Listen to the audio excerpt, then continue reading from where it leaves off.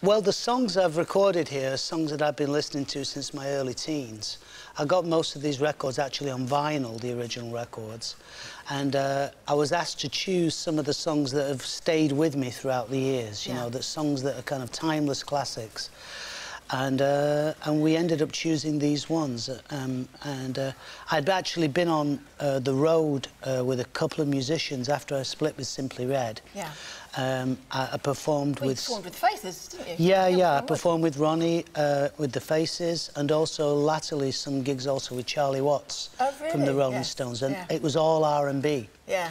And so that's why my manager said, you really enjoyed that, didn't you? And I go, well, it was great fun, and that's why we started making this record. But, I mean, your voice is iconic. I mean, you're one of the best-known voices that Britain's ever produced in pop. I mean, yeah, with Simply Red, 25 years, I think you were strong, and particularly through the 80s, which is very much my era. But actually, I love this music as well. I mean, we're about the same age. You're just a touch younger than me, and so some of the music that you're performing was probably originally performed when you were a little bit too young to appreciate it. But it's very much, I think, moulding our era, and there's a lot of people watching at home as well who will identify with this music. But some of it, I mean, it's quite brave in a way, because some of them are absolute classics. I mean, you've got, you know, Nina Simone, Ray Charles, Otis Redding, the single that many of us will have heard on the radio already. These are classics in their own right, and yet you've taken them and moulded them into Mick Hucknall.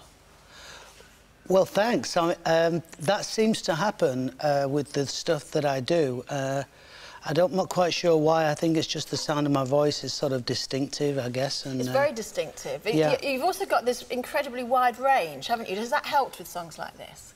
Well, it certainly does. I mean, at this time of morning, it certainly does. But it's just my singing style. You know, I've been singing since I was about 4 years old. I was a choir boy. I sang at a wedding in my first gig when I was 6. Sang a Beatles song. These songs have been with me all my life, really. Yeah, yeah. So it must feel as though you've moved on a bit. You know, Simply Red, of course, was, you know, we've identified you with Simply Red for so long, and now it's just Mick Hucknall. Well, what happened was that when I ended Simply Red in 2010, I'd immediately started writing some songs. And so I was in the studio recording these songs when I also happened to do these couple of gigs with Ronnie and with Charlie and Bill Wyman as well.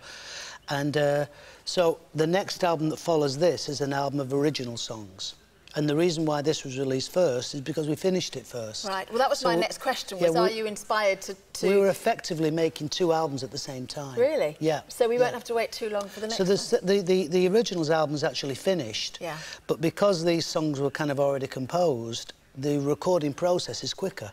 So that's why it ended up being released first. And it does go both ways, doesn't it? Because some of the songs that you've written have been performed by some of your idols.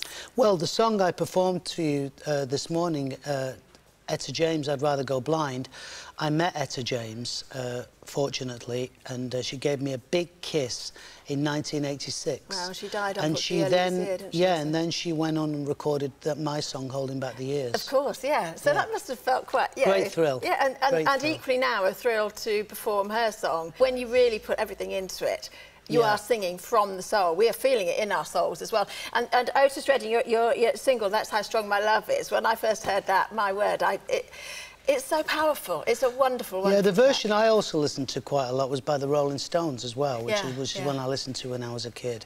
So, like I say, they've been with me all my life, and I'm very happy to kind of share these with an audience, because there's a whole new generation of people who don't even know these songs. That's right. No, well, so my kids are teenagers, but actually, I'm really proud that my middle one, I mean, if you listen to his selection on his iPod, I mean, he's got a whole lot of 50s and 60s music on that, and it's the roots of music today, really, isn't it? The DJs who are mixing and using sort of old tracks and new, and that, you know, there's a bit of rap or whatever going in on top of real classics. Well, this is real music made by a real band as well. They were all in the room. These are all... It's like when an old-style musicians go into a room, they count it off 1, 2, 3, 4, and they all start to play. They're takes. And these are 12 takes. It is fantastic to have you back. Thank you very much. It's been a pleasure to be here. And, you know, just carry on enjoying your life, but bringing us the music. Thank you. Excellent. Thank you. Brilliant. Thank you.